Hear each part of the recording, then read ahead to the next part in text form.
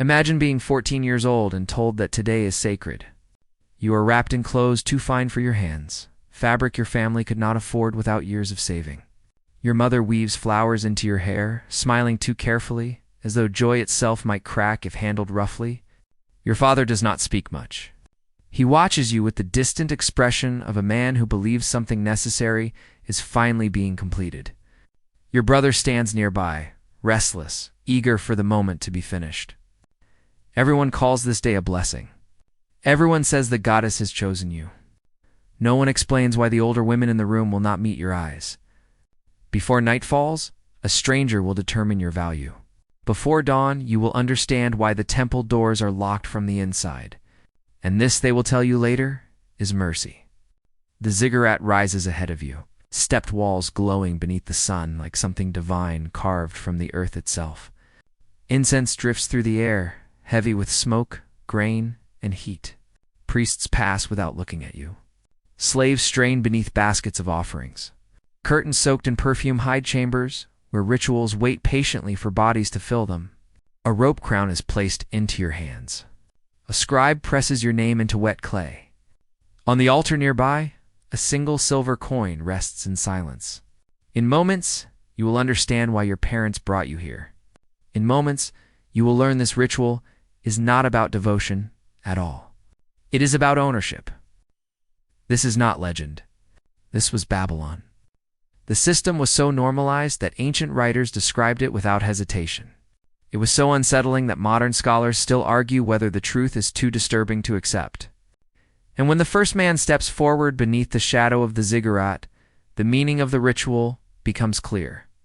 The world did not forget this practice by accident. It buried it. Her name is Beltane, and her story begins at the threshold of Ishtar's temple. She is not alone. Other girls stand nearby, some older, some barely children. Some keep their faces calm. Others stare at the ground as if hoping the stone might open and swallow them. A thin braided cord is placed around Beltane's head. They call it a crown for the holy. It tightens instead of shining. She smiles because she has learned that smiling is expected. She eats what she is given. Barley cakes. Sweet beer? She bows when instructed. She learns hymns she does not understand, her voice dissolving into the chant. Herodotus wrote of women seated with rope crowns, while men chose among them. Scholars argue over his interpretation. The tablets do not argue. They list names, payments, counts. This is where the sacred language dissolves into accounting. Training begins quickly. Dance, music, perfume, how to lower the eyes so submission looks like invitation. A woman named Iltani teaches her how to smooth oil across her skin until it reflects light just enough to please. A boy marks her name again on clay, adding titles that sound holy and feel like traps. The priests explain the theology calmly. To serve Ishtar is to serve Babylon. To serve Babylon is to secure harvests, births, trade. The logic is clean. The consequences are not. The Kadisu are called priestesses. They are educated. They wear linen. They are protected by law. On tablets, they have status. In life, they have no exit. They belong to the temple, not to any man, which sounds like freedom until you realize it means belonging to everyone. Consent is never recorded. Departure is never mentioned. At night, the inner court transforms. Lanterns glow. Doors close. Men still enter, merchants, soldiers, travelers with silver or cloth. They do not stay long. Coins pass hands. Names are marked. Portions are set aside for the goddess. The rest feeds the storerooms. Beltane watches older women move through this routine with practiced stillness. No one insults them. No one questions them. Respect and erasure exist together here. She learns quickly that her future has narrowed. Marriage will not come. Children will not be hers. Her days are assigned. Her meals rationed. Her nights scheduled. No one threatens her. No one restrains her. Still, nothing belongs to her. A woman who cannot leave is not choosing to stay. Time dulls fear into routine. What weighs on her most is not the ritual itself, but the hours afterward. When incense fades and silence settles, That is when the temple feels smallest. That is when the future disappears. Older women vanish quietly. Their names stop appearing. When asked where they go, the answers are vague. To the goddess, I say otherwise. When the New Year festival approaches, preparation tightens. This ritual binds the city's fate to divine favor. Beltani's name is called. Oil is poured. Hair is arranged. The rope crown is adjusted. The air grows heavy. A powerful man enters. The priest speaks words too ancient to argue with. Service, fertility, prosperity. The city depends on this. What follows was never written down. Only hymns remain, praising union and abundance. Afterward, Beltani is changed. Priests nod differently. A new mark appears beside her name. She has crossed a threshold. And once crossed, nothing returns to what it was. Then one day her name is no longer spoken. No farewell.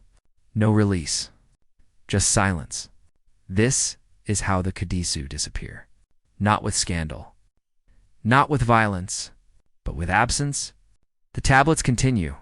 Grain, silver, offerings. The system remains. It's flawless, efficient, consuming. Some women entered willingly. Others were given. A few rose. Most faded. History did not preserve their voices. Only their numbers. Beltani remains a name pressed briefly into clay. A life absorbed by a system that called itself sacred. A reminder that the brightest temples can cast the longest shadows. If you wish to honor her, speak her name. Because history only counted her. It never remembered her. After Beltani's name fades from the daily call, nothing outwardly changes. The temple still wakes before dawn. Hymns still echo through stone corridors. Incense still curls upward, thick and sweet. New girls arrive with braided hair and careful smiles. The system does not pause for absence. It absorbs it. Beltani learns quickly that silence is not punishment here. It is conclusion. She is no longer summoned to the inner court.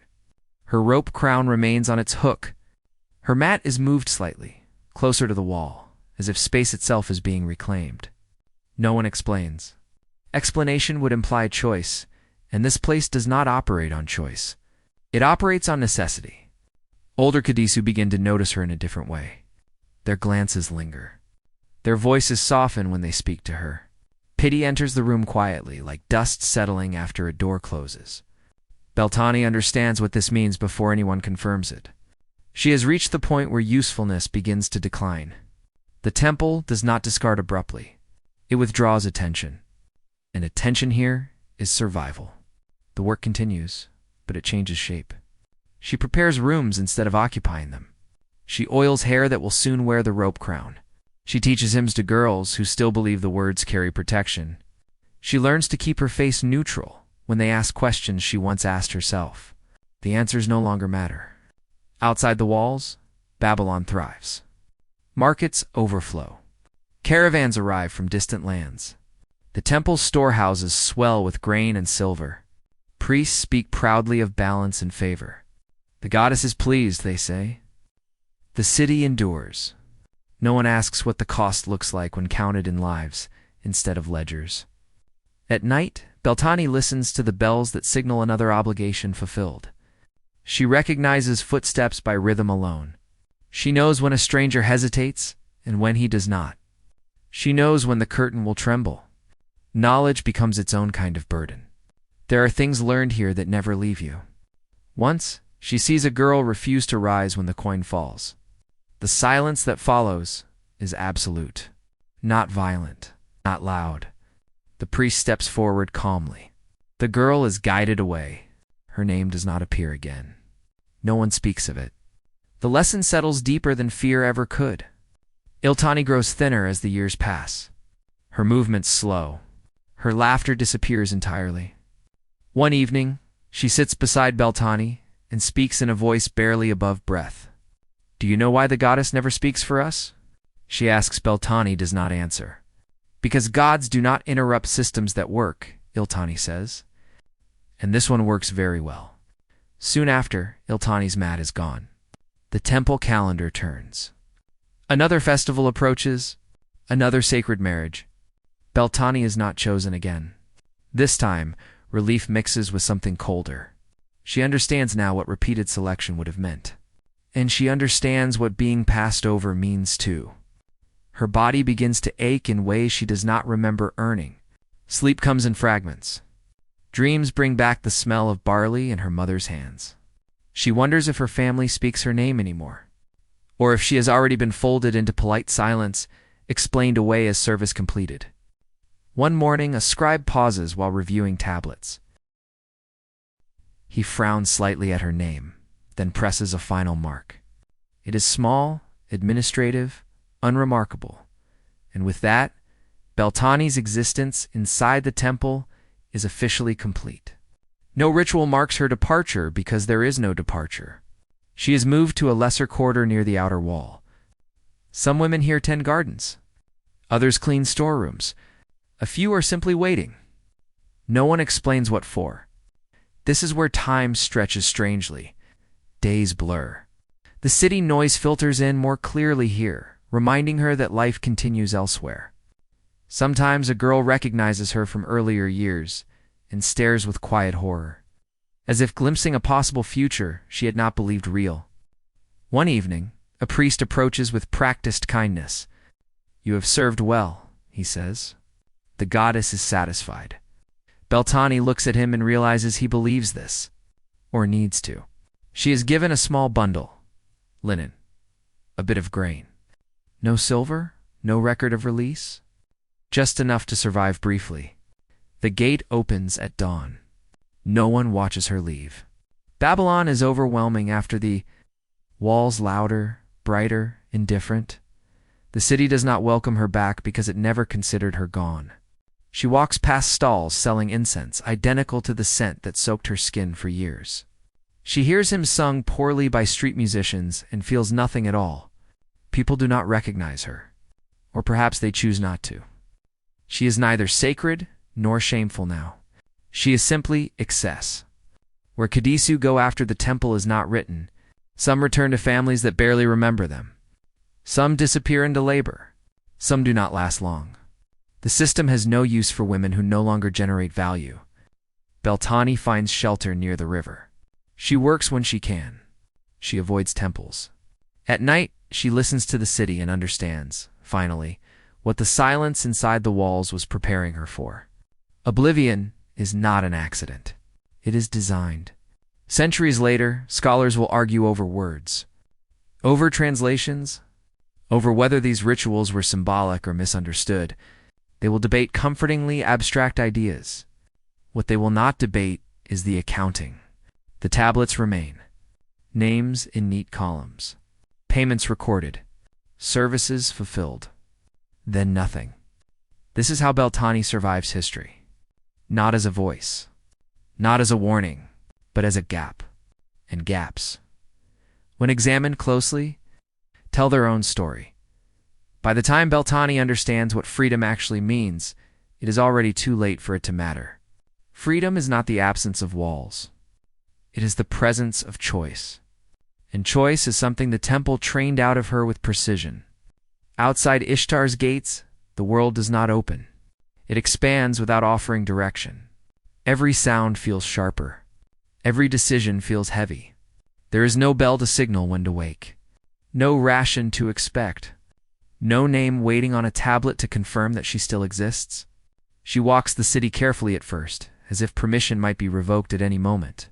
The streets are full of women who belong somewhere. Wives with keys at their belts. Daughters sent on errands. Slaves with masters. Even the beggars seem anchored by routine. Beltani drifts between them like a ghost that hasn't realized it's dead yet. She learns quickly that Babylon remembers what it wants to remember. The temple taught her to read faces, and now she sees recognition flicker and die in strangers' eyes. Some know exactly where she came from. Others only sense it. Either way, they look away. Not out of disgust. Out of relief. If she exists, then the system that made her must exist too. And that thought is uncomfortable. She finds work eventually. Nothing sacred. Nothing stable. Carrying water. Cleaning courtyards. tasks that do not require explanation. No one asks about her past. People who have survived learn when not to ask questions. At night, she dreams of incense and rope, of coins striking clay bowls, of bells chiming to announce obligation. Sometimes she wakes with her hands clenched, fingers curved as if still holding the crown. She tells herself it is over, but the body remembers what the mind tries to bury. Years pass, or perhaps they don't. Time outside the temple behaves differently. There are no festivals that involve her, no rituals that require her presence. Aging happens quietly, without witnesses, without record. One day, she realizes something with startling clarity. The temple did not just take her youth.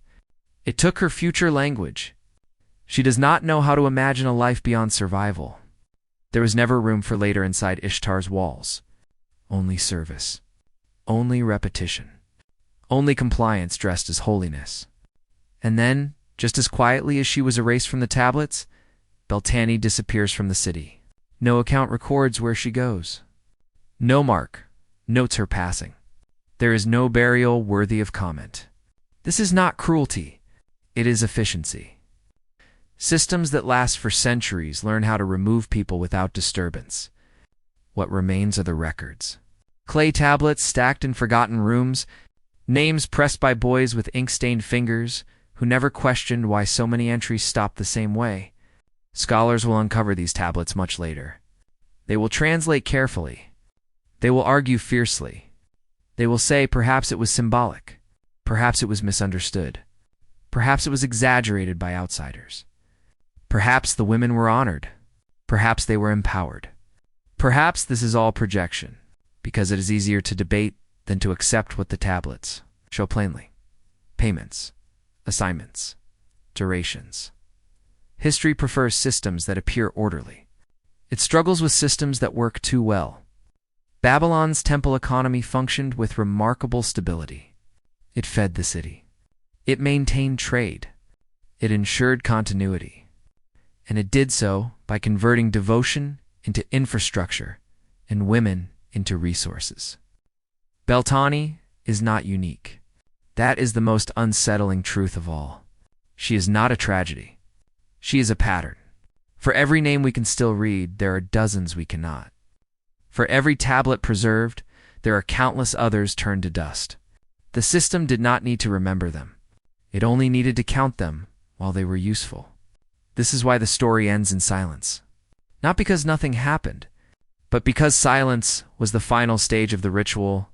When later civilizations spoke of Babylon with awe and fear, they focused on its towers, its gardens, its laws.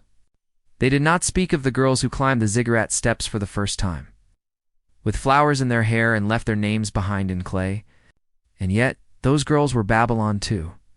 The goddess Ishtar survives in myth as love and war, fertility and power. The temple claimed her authority. But gods do not build ledgers. People do. Gods do not lock doors from the inside. People do. Gods do not require silence to function. Systems do. Beltane's story was never meant to survive. It was meant to dissolve into routine, to be absorbed into the city's success, to become invisible. And yet here it is. A name, a shadow, a question that refuses to disappear. How many civilizations were built this way? How many rituals were only economics wearing sacred language? How many lives were reduced to entries because writing them as people would have been too dangerous? The temple is gone. The ziggurat is broken. The chants have faded. But the idea that something can be justified if it is traditional, profitable, and orderly has never vanished. That is why this story matters.